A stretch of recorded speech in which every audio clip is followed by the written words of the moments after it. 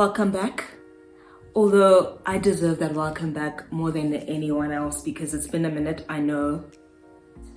I had a discussion with a very close friend of mine not so long ago, and they were toying with the idea of going to a psychiatric facility, but they had reservations around it naturally, and they wanted to just find out how my experience was, if there were tips and tricks that I could share.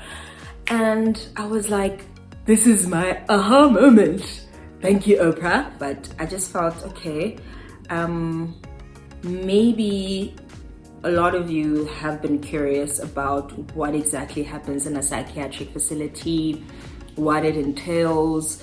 Some of you may have been toying with the idea of maybe admitting yourselves or getting some sort of admission into a psychiatric facility, but with all the misconceptions around it, you were just like, no, and trust me, I had the same misconceptions. And I feel like this wine wiki, guys, like I've been sipping and nothing's happening, and my anxiety, it's just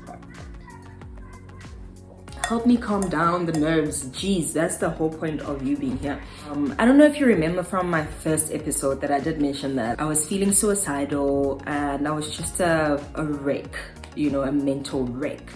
And my psychologist wanted to admit me, wanted to proper arrange for an emergency admission into a psychiatric facility.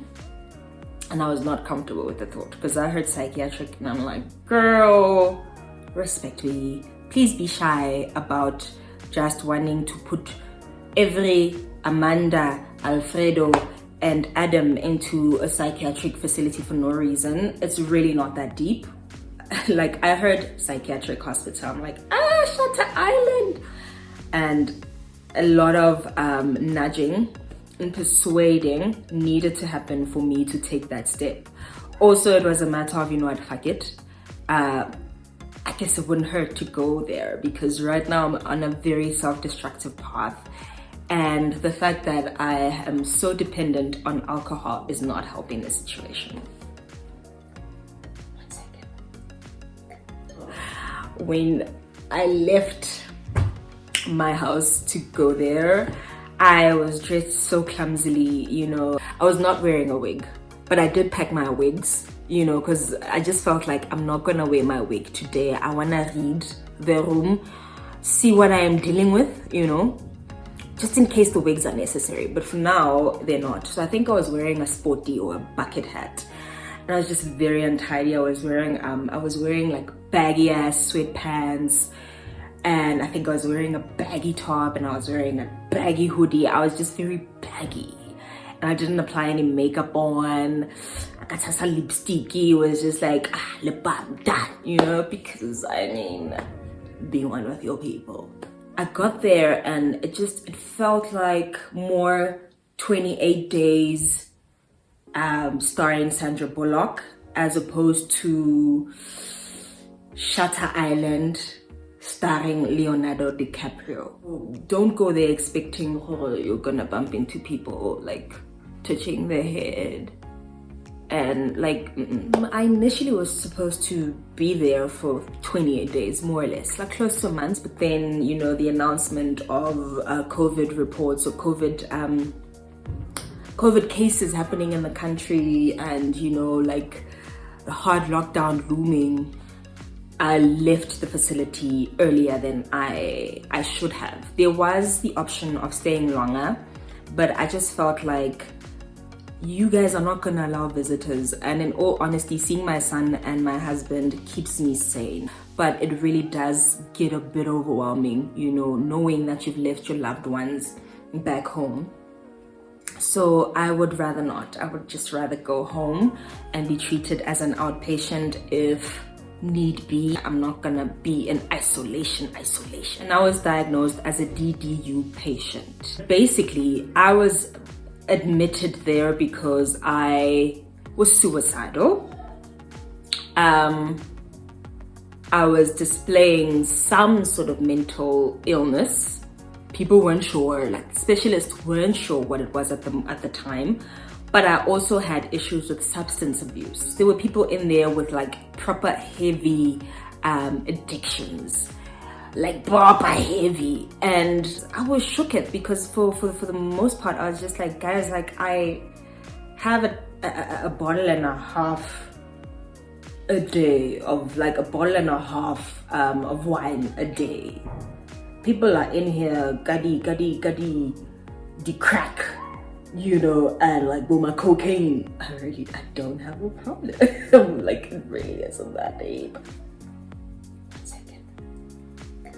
But you meet all sorts of people with different experiences. Some are incredibly hectic, you know, to a degree where you feel like I don't deserve to be here. My issues are so insignificant. Like there are people who are going through much more than I am. Like I don't need to be here. You just feel like your issues are minuscule compared to theirs, you know. There's always going to be people whose story is just much more intense than yours, but it doesn't invalidate your experience. If you feel that you need to have access to some sort of care to be a better version of yourself, bro, do it. What you can expect from being in that facility is free food, like free breakfast, free lunch, free dinner, supper, although it's not free because like technically you're paying for it. But the fact that you don't have to cook your own food, I feel like, my guy, that's a bonus. I might just actually consider going back there for a few weeks. One of the things I didn't enjoy about being in that facility is the fact that you do share your space with one or two, mostly two other people in that room. I hate small talk, guys. I really hate small talk. And like already in this mental state that I was in, I just wasn't in the mood to be around other people during my me time, during my quiet time. That was the most unpleasant experience. Like, oh, sharp, yeah, sharp, I just want to be by myself. There's also the therapy sessions that happen every day from different therapists who teach you different life skills regarding how to better deal with everyday life once you leave the facility. You know, how to better handle your low moments, you know, your sad moments, your angry moments that, you know, always push you into either drinking or using, you know, hard drugs. You partake in arts and crafts. Being in that place reminded me how much I enjoyed painting, how much I enjoyed sketching, how much I just enjoyed expressing myself creatively.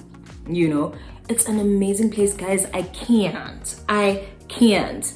Like, you get bang for your buck there. 10 out of 10 would recommend. You see your psychiatrist on a daily basis. You see your psychologist on a daily basis.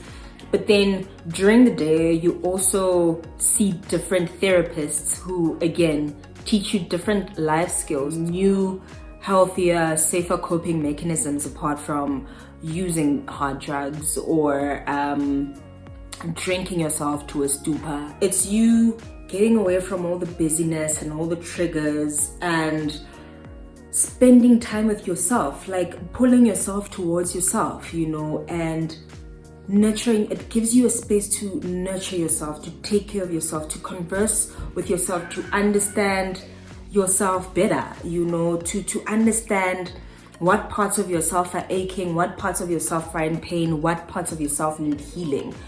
It's excruciating at most, I will not lie. Going there and being in that space requires you to be naked, requires you to be incredibly vulnerable. And while you're being vulnerable, there's an audience. And for me, having an audience really didn't matter. I didn't really care about that. The most difficult thing for me was overexposing myself to me. And I had been avoidant for so long that being forced to really confront yourself, confront your dark side, confront the stuff I almost saw. I'm trying really hard to not swear going forward, guys. Like, yay, just keep me in your prayers. But having to confront the consequences of being in a dark space, the consequences not just to you but to your loved ones, that was what was scary for me. And in a lot of the therapy sessions that we had, I found myself walking out. I found myself walking out either to go to the room to calm down or to go outside to have a cigarette. And just a lot of the time I didn't even attend a specific class of a specific therapist because they were triggering for me. Yay, begu niwa begu rafu. And then as far as what other patients are like, it's pretty much like your life on a day-to-day basis. It's pretty much like going to work and you gel with some colleagues and you don't gel with other colleagues. You gel with some people, you don't gel with some people. It is what it is. It's no different in that facility, just because you're all here because of one more or less common purpose. You have a circle that you gravitate towards the minute you walk into that place. And then while you're attending therapy sessions, there are different groups of people who are there for the same reasons that you are there, and you get to have conversations with them. You get to, you get to know them better. You get to share certain aspects of yourself that you don't typically share with the tribe that you first met or you gravitated to when you got there. It's like everyday life. You are gonna meet people that you clash with. You are gonna meet people, like you're gonna meet a group of mean girls, for example. But the slay queen, Maranelli the slay queen sham. You meet an array of people. You meet the nurturers. You meet the clowns. Same.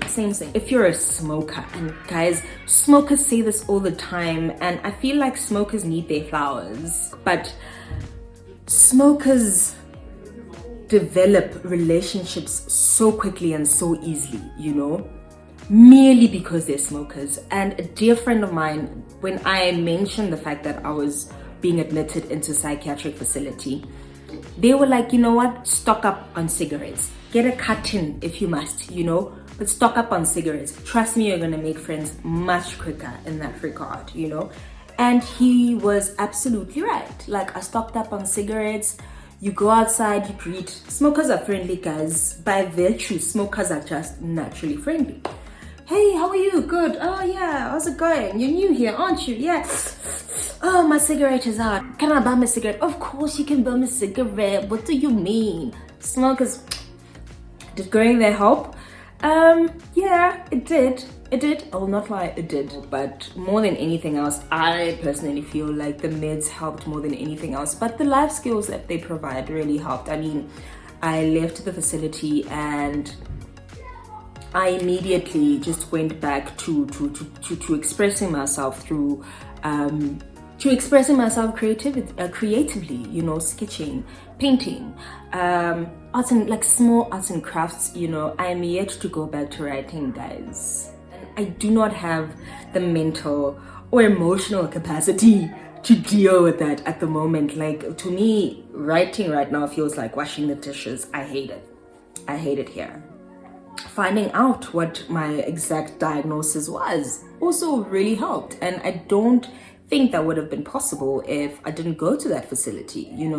Writing down, because you're forced to write down a lot of things. You're forced to write down a lot of incidences that happened as a result of your substance abuse, and that is a sobering experience.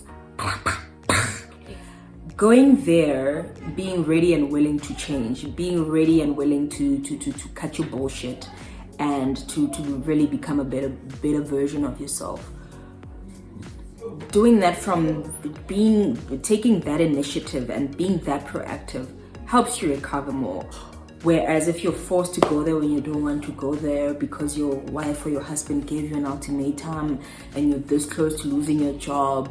So like if your reasoning is questionable, if your motives for going to any place, if the motives are questionable, then guys, you're not really going to find any value in doing the things. But I will not lie, leaving that facility was a bit uncomfortable because it had become home, you know. It had become a place where I felt safe. Having to go back to like reality, to normalcy, or you know, your normal life, for me was very overwhelming. I was scared. Just trying to adjust to normal life again was very tricky and was very difficult. Thank goodness I had a few days off of work, you know, after coming back from that facility, because I really needed that week or two to like readjust to normal day-to-day life. It was a lot. It was overwhelming, you know. It's also this food needs to be cooked. It's not cooking itself. What's going on? Like, why do I need to now defrost and cook and why isn't this bed making itself, you know? 10 out of 10 would recommend going to a psychiatric facility or a behavioral clinic when you feel you need to take a break from the rest of the world. When you're a person who's already dealing with mental health and anxiety and depression, and you know, quite a few of us are still working from home, it gets a bit much, you know. It gets a bit much on your mental health. So like, if you really feel like, hey, I need time away, and you can actually afford to take time away, not just financially, then do it. You'll feel that much better. Like, you will learn that you cannot compromise on being there for yourself. You can never ever make yourself second best, put yourself second or third or fourth or whatever. Like, you will never ever compromise on being there for yourself, on showing up for you ever again. So that's my experience, and that's what I felt I should, that's the insights, the learnings and recommendations I can provide for you if you're thinking of taking those steps, you know, to improving your mental health and just to radiating and being, you know, just a lovely human being because you've dealt with your shit. Love you. Bye.